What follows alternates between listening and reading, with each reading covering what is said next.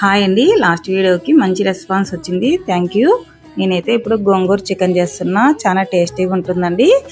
గోంగూర పులుపు కదా, చికెన్కి చాలా కాంబినేషన్ చాలా బాగుంటుంది. మీరు ఎవరైనా ట్రై చేసింటే కమెంట్ చేయండి.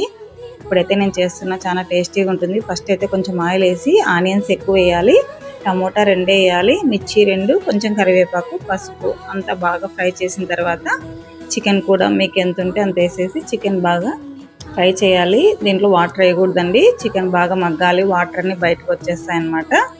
నేను ముందుగానే బ్రౌన్ ఆనియన్స్ వేపు పెట్టేసుకున్నాను, అవి కూడా వేసాను. 1 కప్పు జీడిపప్పు నానబెట్టినవి బాగా పేస్ట్ చేసేసాను. ఇలా బాగా ఫ్రై అయ్యాక దీనికి తగ్గట్టు ఉప్పు, కారం, ధనియాల పొడి అన్నీ వేసేయాలన్నమాట. లాస్ట్ వీడియోలో కమెంట్స్ వచ్చాయి, మీ వంట రూమ్కి డోర్ ఉంది కదండి అని.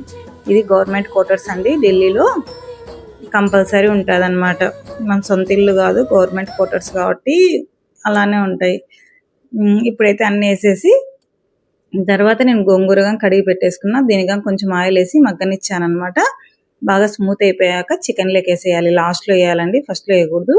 అంతే, కొంచెం వాటర్ వేసి మగ్గనియాలి 10 మినిట్స్. చాలా టేస్టీగా ఉందండి. దీంట్లోకి పూరి అయితే సూపర్ కాంబినేషన్ అనమాట. రాగి ముద్ద కానీ పూరి కానీ, అవి నాకు గోంగూర దొరకడమే ఇక్కడ కష్టం అనమాట. ఢిల్లీలో దొరికినప్పుడు ఇలా చేస్తాను, బాగా తింటారు పిల్లలు, మా ఆయన. నచ్చితే లైక్ చేసి సబ్స్క్రైబ్ చేయండి.